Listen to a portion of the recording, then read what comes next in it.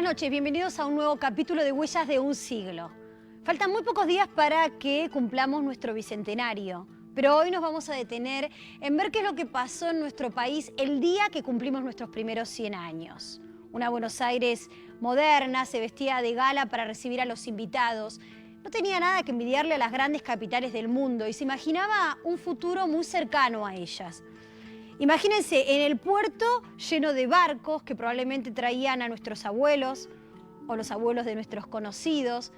Tantos eran los inmigrantes que en las zonas rurales a veces superaban a la población nativa. ¿Qué rol tuvieron ellos, cuál los pueblos originarios y cuál la oligarquía en las celebraciones del centenario?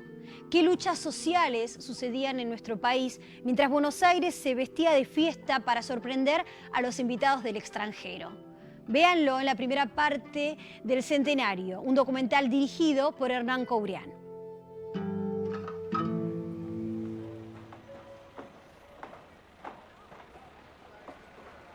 En la mañana del 18 de mayo de 1910, Buenos Aires se esperaba. Unos meses antes, las noticias sobre el paso del cometa Halley habían instalado el miedo entre los porteños. Ese día alcanzaría el punto de mayor aproximación a la Tierra. Pasado el mediodía, una multitud se agolpaba en los empedrados del puerto. Pero la visita esperada era otra. La infanta Isabel de Borbón, en representación del rey de España, llegaba al país como invitada de honor a las celebraciones del centenario. Durante su estancia, fue la visitante que mayores simpatías despertó en los círculos oficiales y en las calles de la ciudad. A su regreso de España, ¿qué impresiones de la realidad argentina la acompañarían? ¿Y qué habían ocultado a su mirada los brillos deslumbrantes de las fiestas del centenario?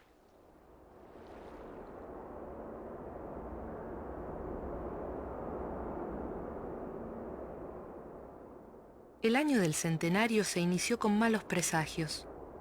Según el astrónomo francés Camille Flammarion, el cometa Halley se acercaría a la Tierra en mayo. Como un eco distorsionado de sus palabras, diarios y folletines anunciaron consecuencias funestas para la vida humana.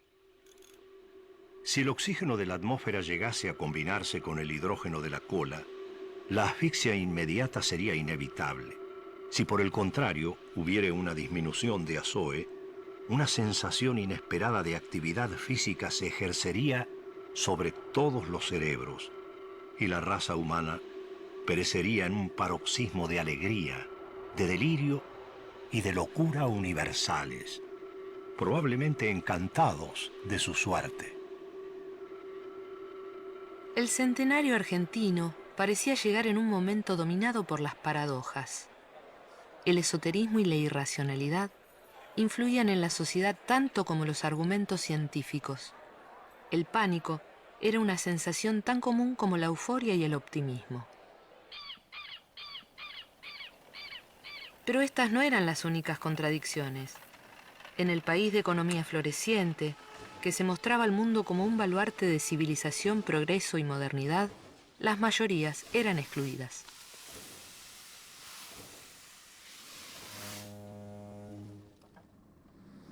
En 1910 el centro de Buenos Aires era el de una ciudad moderna, que contaba con los atributos de una gran capital. Tiendas de lujo, imponentes mansiones y edificios públicos.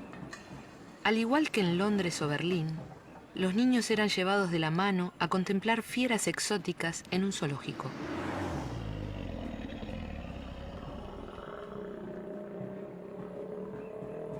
A esa Buenos Aires le cantaba en el centenario el más laureado de los poetas hispanoamericanos. Buenos Aires es tu fiesta, sentada estás en el solio. El himno desde la floresta hasta el colosal Capitolio tiende sus 1000 plumas de aurora.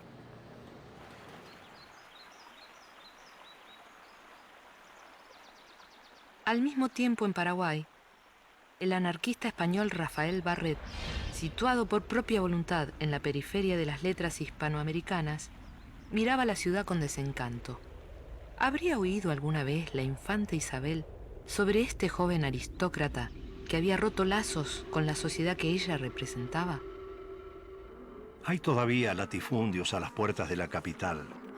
La industria ganadera, combinada con la agricultura extensiva, constituye el sistema económico de los estadios primitivos, ineptos a la gestación de una democracia segura. Los hombres, desalojados por las vacas y las ovejas y paralizados por el aislamiento, no consiguen organizar y poner de pie su derecho a la vida. Era inevitable el desarrollo de una aristocracia de terratenientes, de corredores y de políticos concentrada en Buenos Aires, núcleo luminoso del cometa cuyo cuerpo, sin masa, flota entre los Andes y el Atlántico.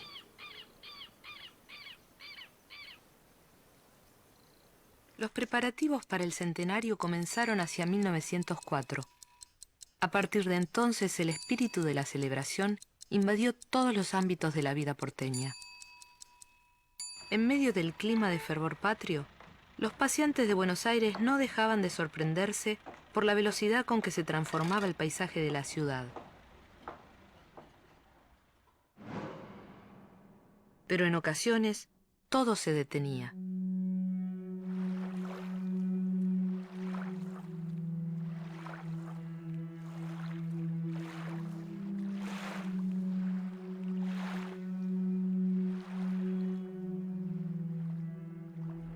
El plan de modernización y embellecimiento de Buenos Aires para el centenario incluía numerosos monumentos. En 1908, el Poder Ejecutivo propuso el emplazamiento de una estatua de la República sobre el río a la entrada del puerto de Buenos Aires. El proyecto finalmente fue vetado en el Congreso Nacional. Los próceres de Mayo tuvieron sus estatuas. La de Juan José Castelli, uno de los más consecuentes revolucionarios, responsable del fusilamiento de prominentes realistas, nunca sería mostrada a la infanta y su comitiva. Muchas cosas habían cambiado desde la Revolución de Mayo de 1810. El término revolucionario ya no tenía la connotación heroica de entonces.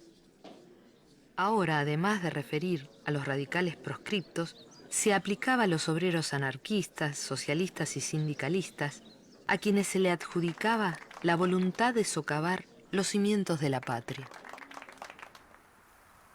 Te abriste como una granada, como una ubre te henchiste, como una espiga te erguiste a toda raza congojada, a toda humanidad triste, a los errabundos y parias que bajo nubes contrarias van en busca del buen trabajo, del buen comer, del buen dormir, del techo para descansar y ver a los niños reír bajo el cual se sueña y bajo el cual se piensa morir.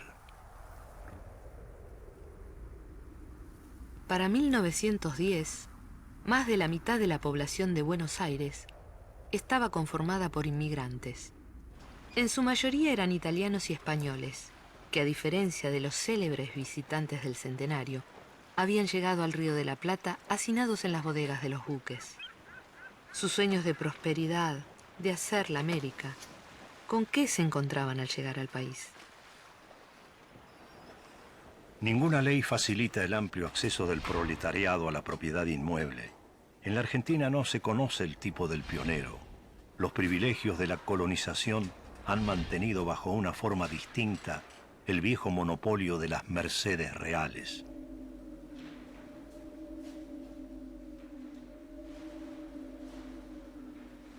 Con los inmigrantes llegaron también al país los ideales revolucionarios.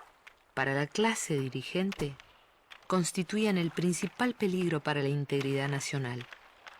Los extranjeros se volvieron entonces el nuevo símbolo de la barbarie, una amenaza del exterior. Los sectores populares no tenían lugar en el proyecto civilizatorio argentino. En el Buenos Aires del Centenario parecía construirse rápidamente una tradición idealizada de la Argentina en oposición al inmigrante. La figura del gaucho, antes perseguido y odiado por las élites porteñas, encarnaba ahora los más nobles y genuinos valores patrios. La vida y las costumbres del interior, como representación de lo argentino auténtico, eran celebradas por los escritores oficiales. La ley de residencia sancionada en 1902 permitía la expulsión de extranjeros acusados de atentar contra la seguridad y el orden público. Su derogación, junto con la libertad de presos políticos, era una de las principales reivindicaciones en las manifestaciones obreras. José Figueroa Alcorta, presidente del país en el Centenario, era el representante de un régimen con 3 décadas en el poder que mostraba signos de desgaste. Su mandato, iniciado en 1906, se caracterizó por la existencia de violentos conflictos sociales. En 1907, una protesta en reclamo por el precio de los alquileres en el sur de Buenos Aires terminó en una represión comandada por el jefe de la Policía Federal, Ramón Falcón. 2 años más tarde, el 1 de mayo de 1909, en una manifestación convocada por la anarquista Federación Obrera Regional Argentina, Falcón reaparecía, pero esta vez dejó 10 muertos y 100 heridos entre los manifestantes. Algunos meses más tarde, una bomba terminaba con la vida del coronel Falcón mientras viajaba en su carruaje. La había arrojado un joven anarquista ruso recién llegado al país, Simón Radowitzki. Al igual que el cometa Halley, Radowitzki era un fantasma del Centenario. El gobierno, apoyado por los sectores medios y altos, endureció su postura frente a los sectores populares y sus reclamos. Los anarquistas se proponían hacer un boicot contra las fiestas del Centenario.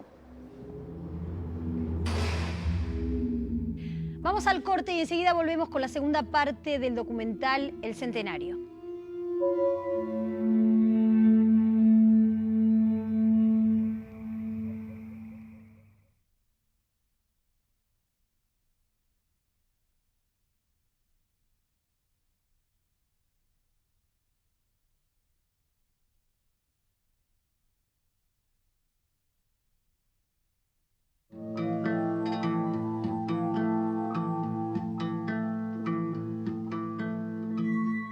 Ya vimos cómo la ciudad se preparaba para los festejos. Ahora vamos a ver cuáles eran sus fantasmas, a donde los excluidos de toda representación, los anarquistas, los aborígenes y todos aquellos que podían ensuciar los festejos no tenían cabida. En 1910, a propósito de la celebración en marcha, el director de cine Mario Gallo presentó la película La Revolución de Mayo. Era la primera que se realizaba en el país con actores profesionales. Las escenas recreaban las jornadas revolucionarias de 1810.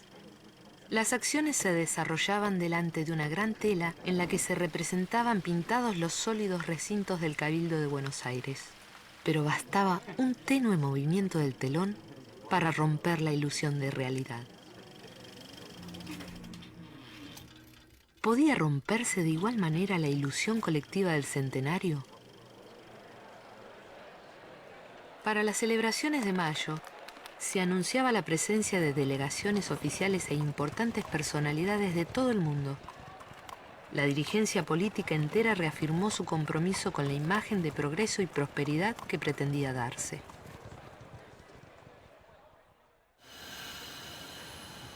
En abril de 1910, las noticias sobre un posible envenenamiento del aire causado por el cometa Halley continuaban atemorizando a los habitantes de Buenos Aires. Los anarquistas tenían una opinión distinta sobre el fenómeno astronómico.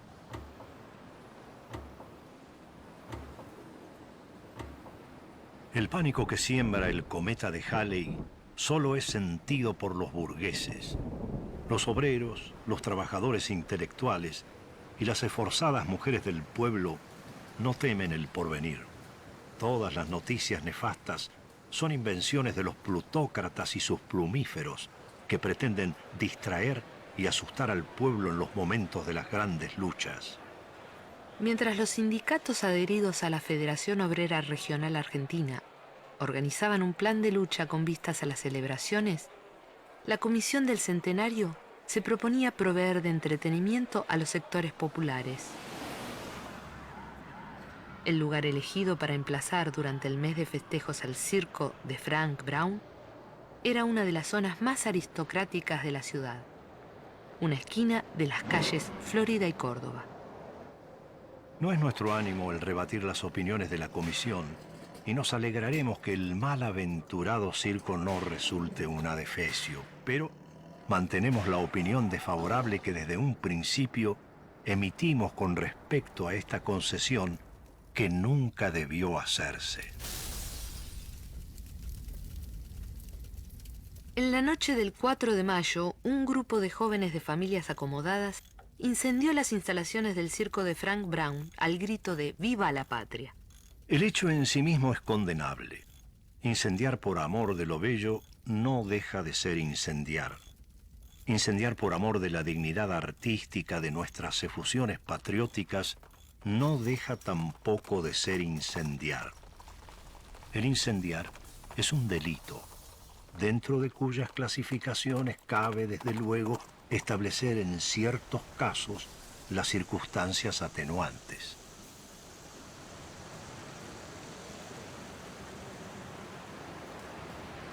El 8 de mayo, una manifestación anarquista convocó a más de 70.000 manifestantes en protesta contra la ley de residencia. Además, se anunció una huelga general para la semana en que empezaron a llegar las primeras delegaciones extranjeras. La reacción de Figueroa Alcorta se dio a conocer poco después. Los 100 años de libertad se celebrarían en estado de sitio. Con la llegada de la infanta el 18 de mayo, comenzaron las festividades. Ese mismo día, los temores por el cometa se disiparon. La infanta representaba el poder del cual Argentina celebraba los 100 años de independencia. ¿Por qué era la figura central de estos festejos?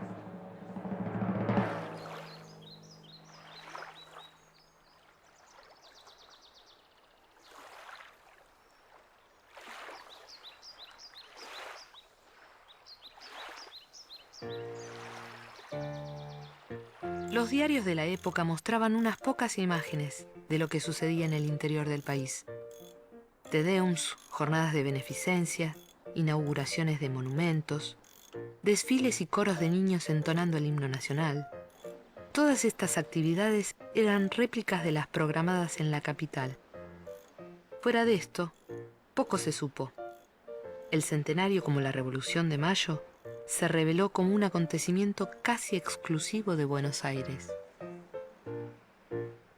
En el norte de la ciudad atrajo la atención de los visitantes la exposición de agricultura y ganadería que con los años se convertiría en el símbolo del poder de los terratenientes argentinos. Allí la infanta asistió a un desfile de los más costosos ejemplares de exposición, animales cuidadosamente alimentados, cuyos dueños se encontraban entre el público que la acompañaba. Lo que presta un sabor dramático a la escena colectiva es en los propietarios dirigentes su ignorancia de las formidables realidades que les rodean. Ignorancia sentimental en primer término. Su género de vida les incapacita para representarse las congojas y las rebeldías del proletariado, como los que únicamente se apuran por el precio de los automóviles o de los rubíes comprenderán el sufrimiento del hombre que no puede hacer remendar sus zapatos o de la hembra que no puede ofrecer una taza más de leche a su hijo. En Buenos Aires se vivía un período de carestía y alza en el precio de los alimentos.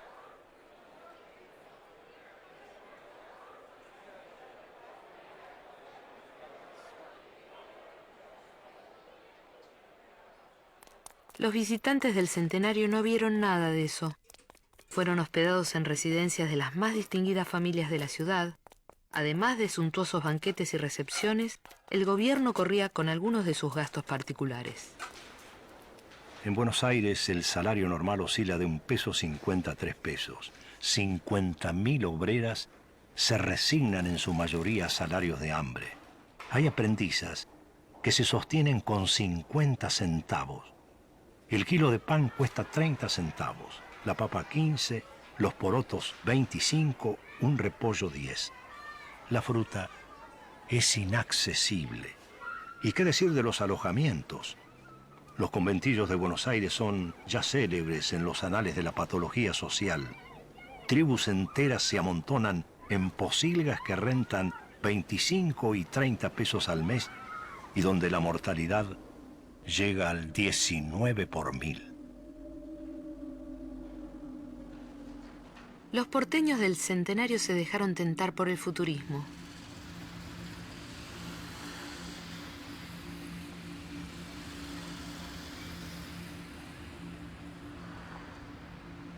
¿Cómo sería 100 años más tarde, en el año 2010, la vida en la ciudad de Buenos Aires?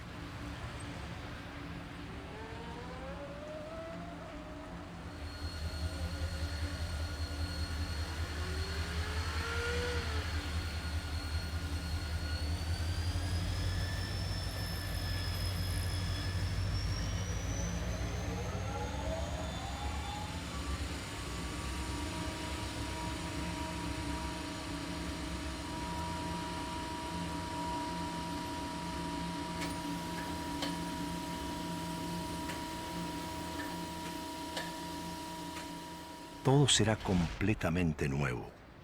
Un habitante de la época actual apelaría en vano a sus recuerdos. Nada reconocería porque nada habría quedado en pie, ni aún a título de curiosidad, ni un vestigio arquitectónico del pasado. Esa demolición implacable no tendrá, sin embargo, el menor asomo de vandalismo ni falta de consideración a las glorias pasadas. Habrá sido sencillamente una exigencia imperiosa de las nuevas fórmulas de la edificación. La noche del 24 de mayo, la ciudad de Buenos Aires permaneció en vigilia. En los cafés que mantuvieron abiertas sus puertas, algunos presentes manifestaban nerviosismo ante la posibilidad de un atentado anarquista. Por las calles céntricas podía escucharse cada tanto un grito: ¡Viva la patria! Al día siguiente, una multitud atestó la Plaza de Mayo para presenciar desfiles que contarían con la presencia del presidente Figueroa Alcorta y la infanta Isabel de Borbón. Por la noche llegó uno de los momentos más esperados, un espectáculo de luces. En los edificios más importantes del centro, hileras de incontables focos eléctricos destacaban sus líneas arquitectónicas. De pronto todo quedó a oscuras. ¿Sería este el tan temido atentado anarquista? El suceso no fue comentado por la prensa y nunca se aclararon los motivos de la falla. Un mes más tarde, el 26 de junio, una bomba explotaba durante una función de gala en el Teatro Colón, dejando varios heridos graves. En medio de un clima de conmoción, el Congreso argentino votó al día siguiente de manera unánime la Ley de Defensa Social. En ella se sancionaba explícitamente a los anarquistas, aunque su participación en el atentado nunca pudo ser probada. Con el tiempo, las sospechas recayeron sobre la policía.